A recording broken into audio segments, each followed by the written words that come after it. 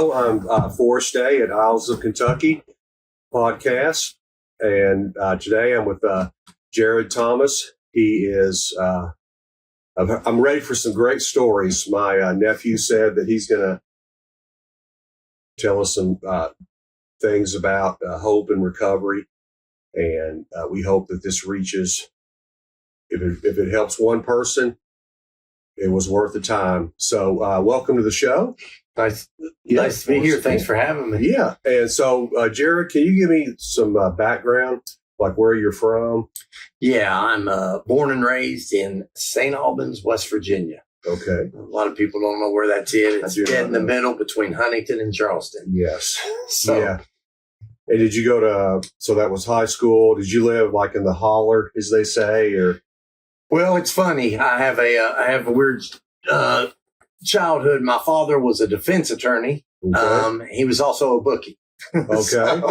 So I always kid people, always tell them my dad was a criminal defense attorney from 9 to 5. And at 5:01, he became a criminal himself.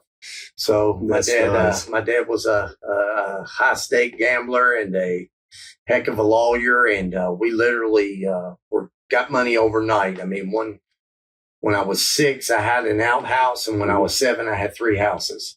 So Dad had a big year that year, and our life kind of took off. Right on. So, how old are you? I am 55. 55. So yeah, we're close. I'm 59. So we kind of grew up on the same music and things like that. So what?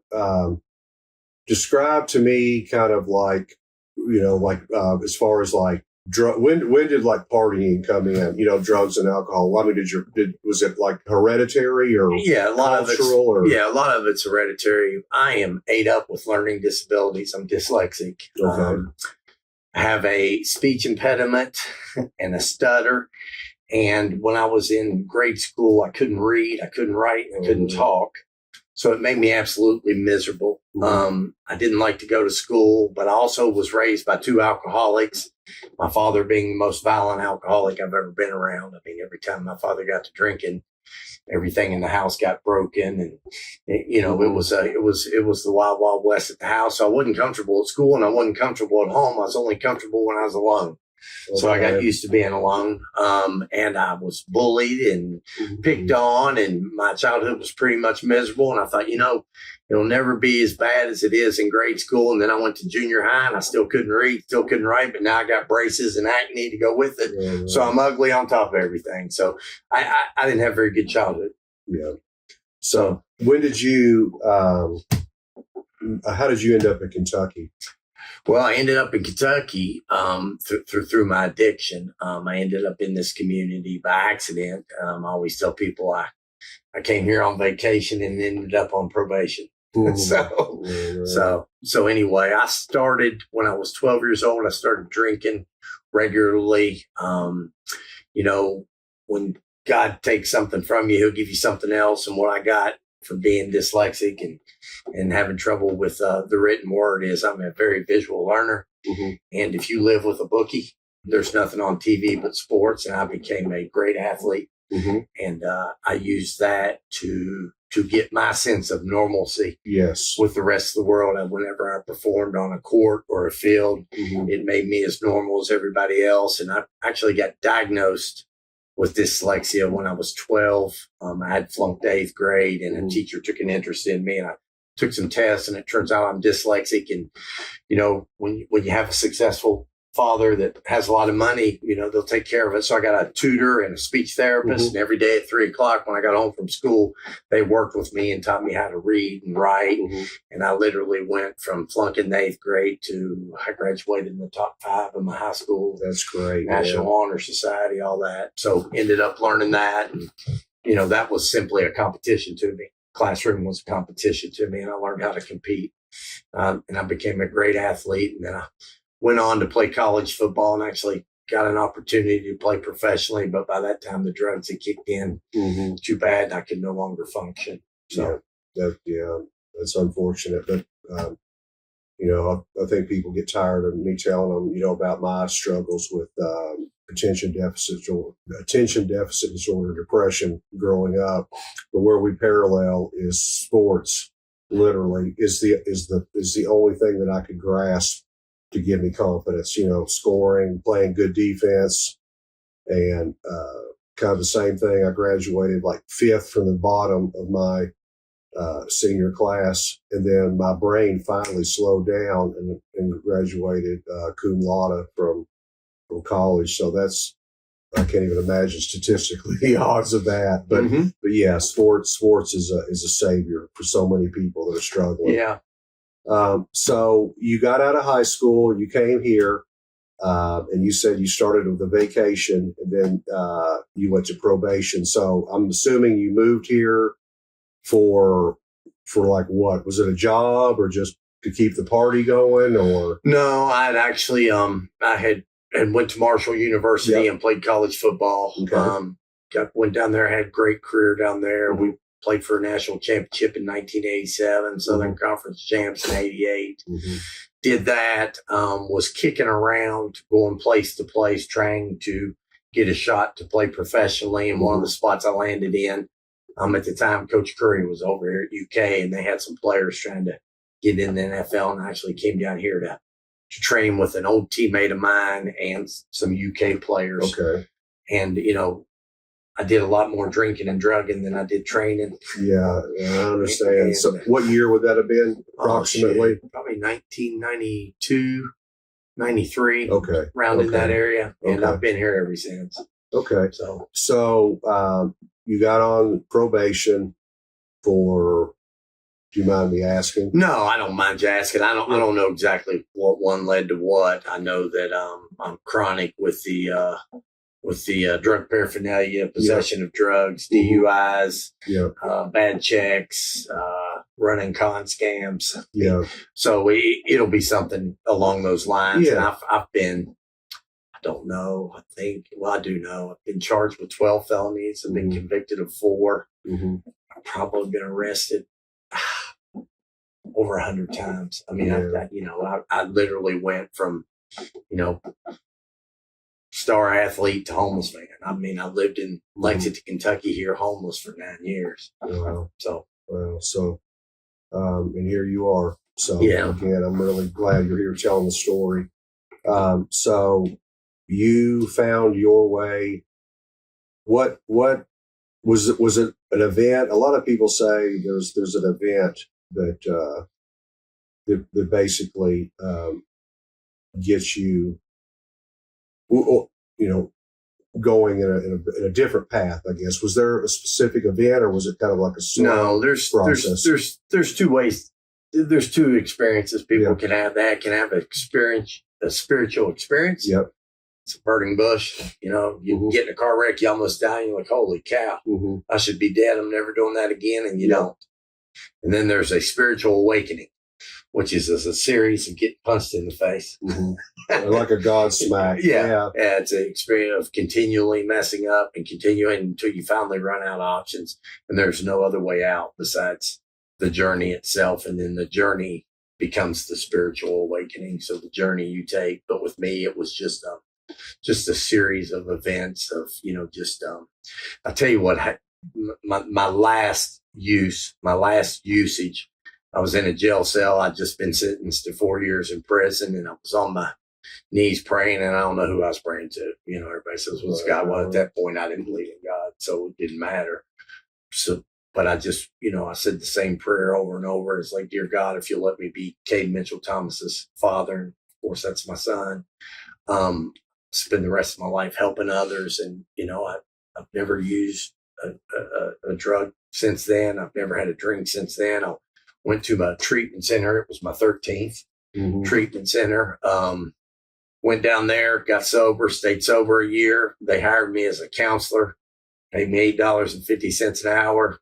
Did that. They gave me my own prison program, did that. That took off. We had great results from my prison program, ended up going all over the United States, designing treatment centers. And I literally went from homeless man to, having 150 treatment centers that I was over top of. And then I got hired on at the Shepherd's House. And that's kind of what my vision of what treatment would look like. And you being an athlete, I base it on a locker room. Yeah. It's like a locker room Okay. where, we all got roles. One guy gets 20, but if somebody doesn't get 10 assists, he doesn't score 20. Mm-hmm. So, we base it on find your role within the community, play your role, hold your brother accountable, Mm-hmm. and do it together. Yeah. So come on, come on. Yeah. I think, that kind of ties in, a lot of people have no purpose in life. And I think, you found purpose, but I think a lot of people, if they aren't chemically or biologically disposed to be, an alcoholic or whatever. So just so many people, it's filling the void, I guess. And I mean, I guess we can say like, or I would ask you like, okay, somebody maybe watches this, and they know they're an addict or they're fooling themselves, what do you think is the best way, or what can they do to examine themselves and like, do I have a problem or not? I mean, I guess where I'm going. Well, I think it's pretty easy to diagnose the weird thing about addiction is it's the only medical illness that will be diagnosed socially. Okay. So, I give you an example, if you go into the doctor and it turns out you got a tumor and you got cancer, they're going to give you a treatment regimen. It's going to have chemotherapy. You're going to be there on Tuesdays and Wednesdays at 11 o'clock. Well, you'll show up every time. But this is the weirdest thing. You get diagnosed with this disease and they tell you got to go to treatment. You said, I ain't doing that. Mm-hmm. They tell you need to go to meetings. I ain't doing that. Yeah. It's just it's a weird disease because it is a medical illness, but it is diagnosed socially. And everybody's like, well, what's that like? What's a physical allergy? And everybody's like, well, there's no rash. There's no, your throat doesn't swell shut. Well, no, we break out in felonies and misdemeanors. So, that's what we do. We lose our wife, we lose our kids, we lose our house, we lose our car. That's how you diagnose this. So, if you're on the border, that's one thing. But by the time you get to the shepherd's house, you came off that board a long time ago as if I am or if I'm not. Yeah. So, Well, how many people are at the shepherd's house? Well, that's treatment, just roughly. Yeah. We treat about 600 people a day. 600 people. Yeah, across 26 programs. So, for those 600, how would you kind of break it down between alcohol or I guess we can just clump all the narcotics into one thing? I mean, is it what percentage would you say? 10% of the population are old school drunks now. And by old school drunks, I mean that's all they do. Yeah. That person is pretty much gone. They've added and introduced all kinds of medication. So now it usually rides with something else. So you may be a drunk, because I'm a drunk, but it rides with cocaine and pain medication and everything else. But my drug of choice would still be classified as alcohol. Yeah. I just ride it with something else. So 90% you would say there are oxy. Well, everything switches. Okay. Everything switches, and it's also regional. So, you tell me. Oh, it is regional. Yeah. Okay. You tell me you're coming from Bowling Green. I can pretty much bet on yours is going to be meth. You tell me you're coming from Covington. I can pretty much tell you it's going to be heroin. You tell me Louisville, Lexington, that's heroin or cocaine. So it breaks down regionally, and then it also breaks down on age groups. Older people tend to be alcohol and cocaine.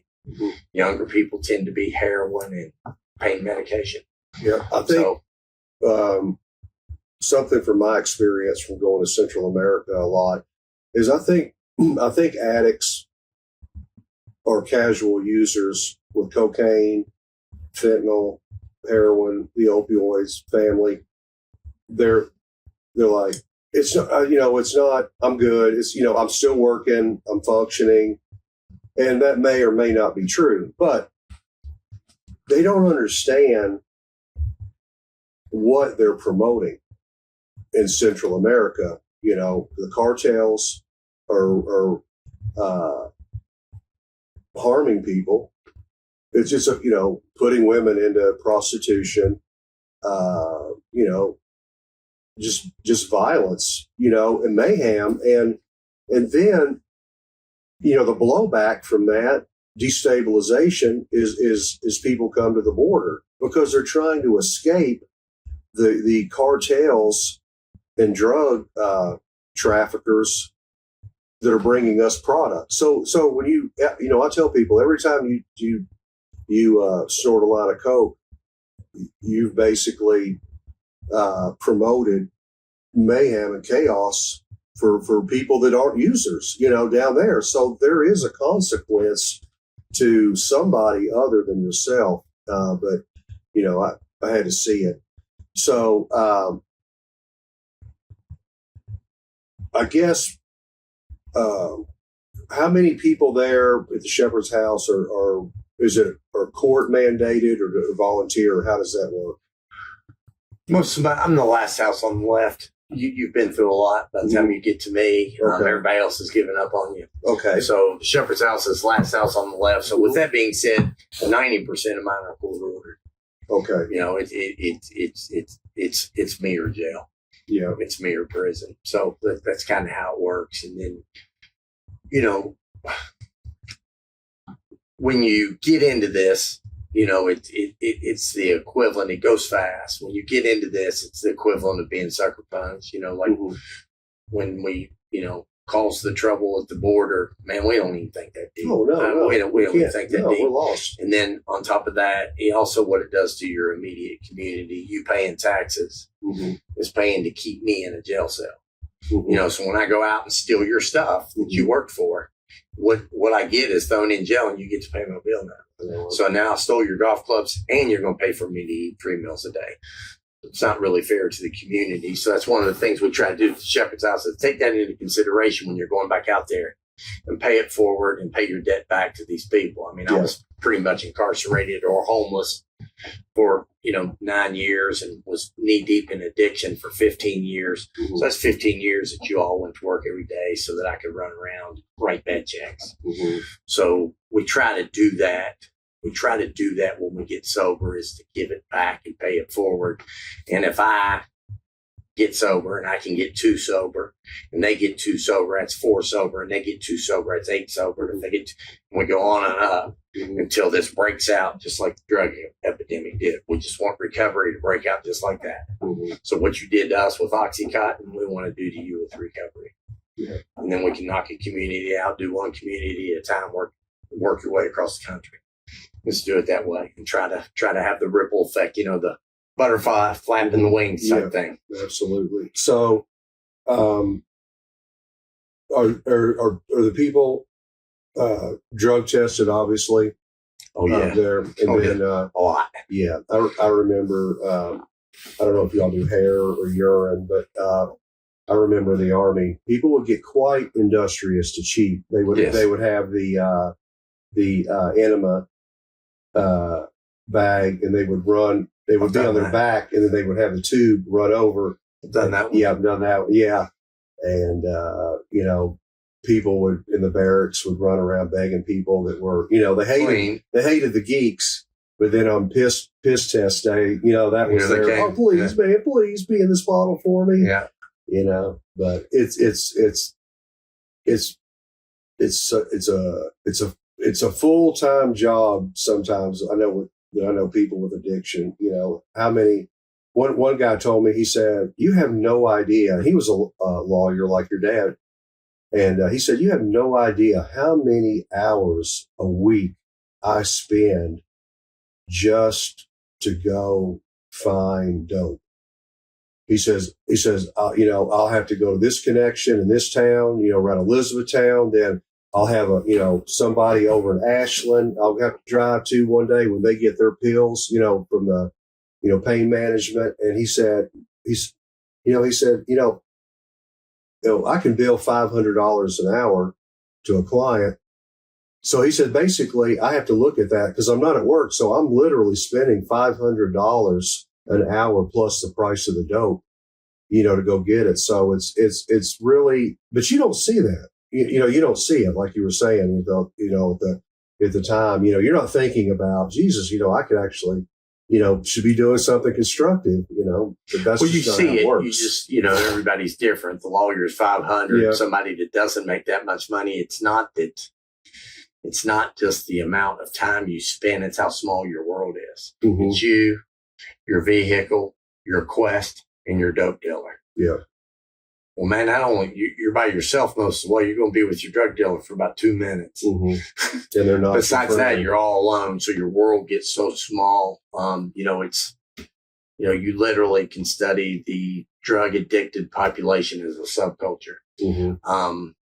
We've got our own set of beliefs. We've got our own set of rules. Now, it's not the rules the rest of society plays by, Mhm. but it's ones we play by in order to survive the game that we're playing. So it's neat. And part of the thing about getting somebody sober is getting in there into that subculture, getting in there and breaking it down and restoring things like, what a drug addict seeks is absolute freedom. Mhm. It's only absolute freedom you'll get is paying taxes Mhm. and following rules. Doesn't make any sense. We think, like a 1%er, Mhm. do whatever we want, whenever we want. Mhm. Well, no, we're doing whatever our drug dealer wants us to do, Yeah. whenever. Yeah. He's the boss. I know. Right. So you're actually in your head, you think, oh, I got absolute free. You're not free of anything. You're not free No, exactly. until you're paying taxes and working all day. Yeah. Now you're that's free. Interesting. That's So- interesting. So, how long is the program? Like, is there different? There's inpatient, outpatient. Is there some that are 6 weeks, some that are 9, 15, whatever? Well, the program that your nephew runs is a prison program, and that's 6 months, and that's Yeah. happening inside of a prison. Okay. We're hoping you graduate that Yeah. and go into our housing program. But you can go directly into our housing program, and that's 12 to 18 months. But, one thing, and again, your nephew's an example of, seeing it from every angle, from an employee, whatnot. But, The homeless. once you're in the shepherd's house, you're always in the shepherd's house. We'll always answer the phone. You'll always have a bed. You'll always have a start over. Okay. Meaning, I don't want you to relapse. I don't want you to ever have to use again. But if you do, I'm not done with you. Yeah. Well, let's start again and let's get cracking again. So the shepherd's house would be like if somebody just said, "Hey, I've got an addiction. I need help." If they wanted to go there, I mean, would you all like accept insurance or like a first time person trying to go to recovery? I mean, I know there's the place out of Manowar. I can't even think of the name of it. It's an addiction treatment center out there. I'm drawing a blank. But anyway, there's like that. I know there's some in different communities. Who basically, if you want to get help, where would be the place to start? I guess Get online. Get First time. online. Yeah. Got a phone number on there. It's 859-252-1939. But you can get online. It's easy. Just say Shepherd's House. Okay, but what I was saying, like if somebody is not in the jail system or it's their first time to go to a rehab, I mean, would you recommend the Shepherd's House or would you say you would start Charter Ridge? I mean, would it be better? It depends. We have to do an assessment. You have to look at your history of use. Okay. And by doing that assessment, that tells you where you need to be. Okay. I haven't met too many people that don't qualify for the Shepherd's House. Okay. If you've got insurance, we'll bill your insurance. If you don't got insurance, we'll take you anyway. Yep. I mean, I've never said no to anybody. Yeah. I'm not going to say no to anybody. Mm-hmm. That's how we do it at the Shepherd's House. Mm-hmm. So, but if you'll just call, we'll do the rest. We'll do the assessment, and then we'll determine your level of care, and then we'll put you in the right program, what you need. So all you got to do is make that first phone call and ask for help. And that's the hardest part that a drug addict has trouble with. They have trouble asking for help that first time. And once they've done that, it gets a little easier. So I guess, I know with AA, NA, Al-Anon and all that, as they say, it's attraction over promotion. But I mean, how have you seen success with people in those programs? I mean, are they kind of tied in with you all? Yeah, in we a tie way? the 12 steps in. Okay. And again, it's supposed to be not promotion, but AA and NA are huge parts of recovery. Yeah. 12-step programs, and I'm a 12-stepper, believe in the 12 steps. So yeah, we tie it in, and we tie it in tight. So. Yeah, I went to Al-Anon for probably 4 or 5 years, and that's the one thing. Maybe you can explain it. I never understood why, it's attraction over promotion, because I think so. I would think that any way I can give somebody an avenue to get, to help with their addiction. I mean, do you understand? What am I missing with attraction versus promotion? So let's say Jerod Thomas comes on your show today and says, go to AA. It's the only thing that works. Yeah. It'll save your life. Yeah. And then I'm on the 6 o'clock news robbing a bank tonight. Yeah. And then the person's watching TV and say, man, that same guy said he went to AA. I'm not going to that program. Look what it got him. Yeah. Well, I guess I'm saying maybe the message could be crafted differently, to where,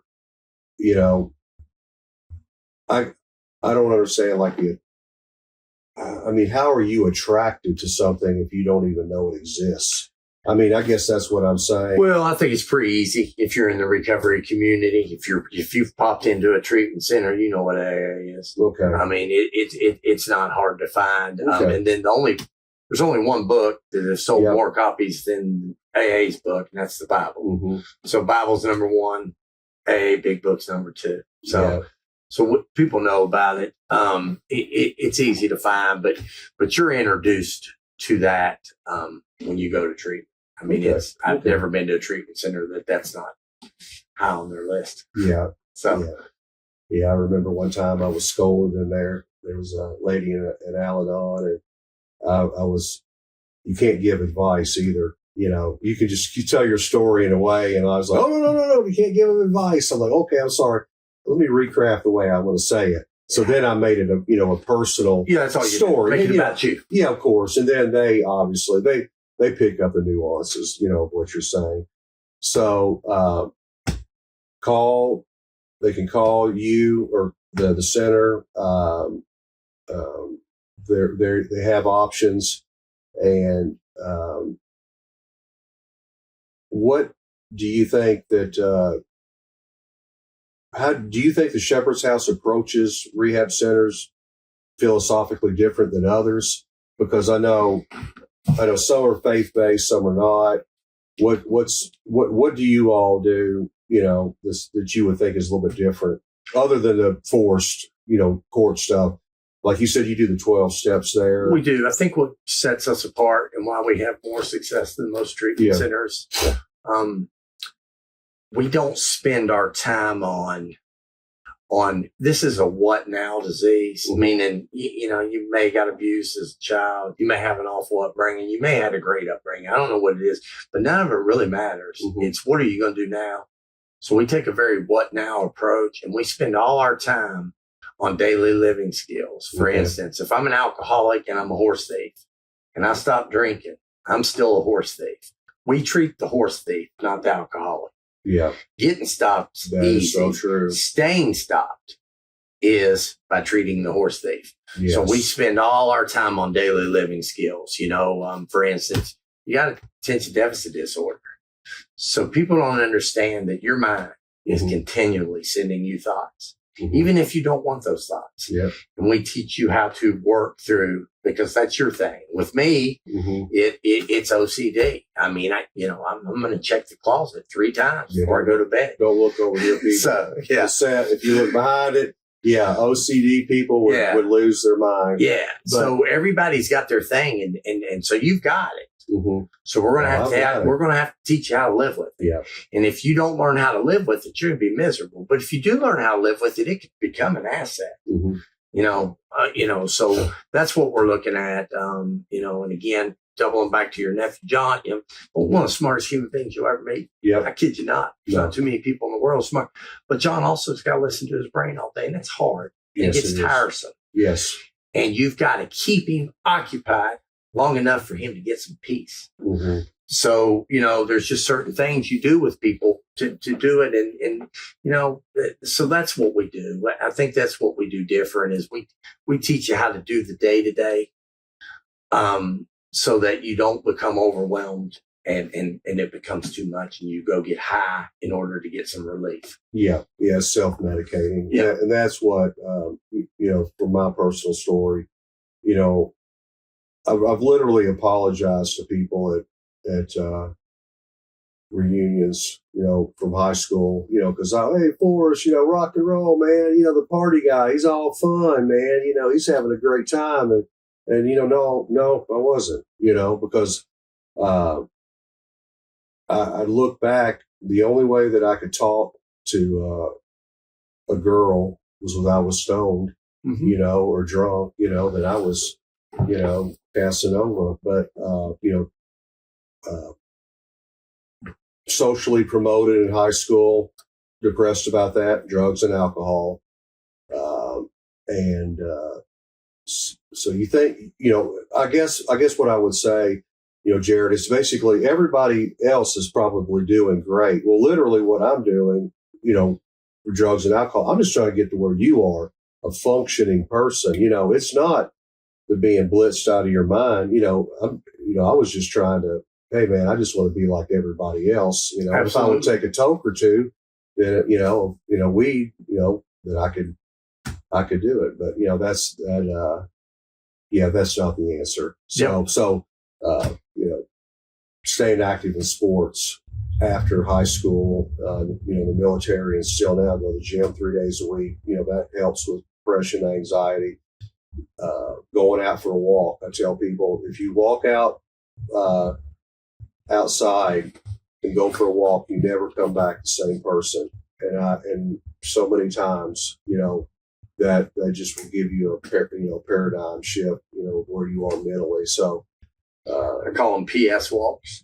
do you? Yeah, problem solution walks. On the way out, Mm-hmm. I talk about my problems, Mm-hmm. and on my way back, I get solutions for them. So when I hit the door, the problems and the solutions have been formed, and I'm free to go about my day. Mm-hmm. So I call them PS walk. Love a good walk. Yeah, absolutely. And I've had to sometimes go on another one. I would jog and still my head wasn't right. I'd be showered, sitting on the couch, and my brain was still my worst enemy. I'd go back, throw the gym clothes back on again, and the hell with it. I'm going to go run again. Absolutely. Whatever it takes to try to reset. So I want to make sure that if there's anything, more you want to talk about, or about, addiction, or where, just for anybody, if you would give them, some advice. What would you now tell yourself, when you went from the vacation to probation? If you could have seen that person, would it even do any good to say anything to him? Mm-hmm. So all you could do is just be I like, wish that 55. God help him. Yeah, I wish that 55-year-old Jerod could talk to 20-year-old Jerod, but 20-year-old Jerod couldn't be taught. He was unteachable and uncoachable, and because of that, I had to suffer. I was uncoachable, and I had to do what I had to do. But if I could say anything to anybody, this can be, if you're listening or watching the show, this could be the first day of the rest of your life if you'll ask for help. That's what I can tell you. And you won't be alone. No. You'll get phone numbers of people, if you're thinking about getting, ripped, Well, this is a club I never wanted to be in. This isn't the club I chose. No. I like to be in a job. Yeah. I liked that club. Hanging out with the drug addicts, that's not the club I wanted to be in. No. Now, today, you can't beat me with a stick and make me give up my drug addicts. I love them. I meet so many characters. I meet the most interesting people in the world. They're real. Oh, yeah. And they're just, I wish I knew about them sooner. My life's better because I run around with John Van. Yep. I got a better life. It's bigger. Yep. I'm thankful and grateful God put him in my life, Yes. So that's just amazing. What I thought is I don't want to be in that club, and man, you couldn't beat me a stick and get me out of this club for nothing in the world. They mean so much more to me than my football teammates. Mm-hmm. I mean, these are my life teammates. Yeah. Y'all on a mission together. Yeah. And trauma bond. Yeah. You're pulling for the other people. In sports, like you were saying, I think you're competing against some guy want to take your job, but that's not how it works in rehab. That's everybody. Yeah. If I can keep you clean and sober, that's going to improve the odds of me staying clean and Absolutely. sober. So yeah, I never thought about that. How that would make it more of the bond, because you really are. You want everybody to succeed. Well, I wanted to thank you for coming on the show, and if you made it to the end, Jerod, can you give them the phone number of the Shepherd's House one more time? Yes, it's 859-252-1939. Okay, and obviously, if they don't answer, and it's somebody will answer. Somebody, no matter 24/7. Okay, wonderful. Well, man, it was a pleasure to meet you. Thanks for having me. We're going to do it again sometime, and I got to get you over here to watch some sports. I'll do it. All right, man. For Isles of Kentucky, I'm Forrest Day. Thank you. Please subscribe. We'll see you on down the road.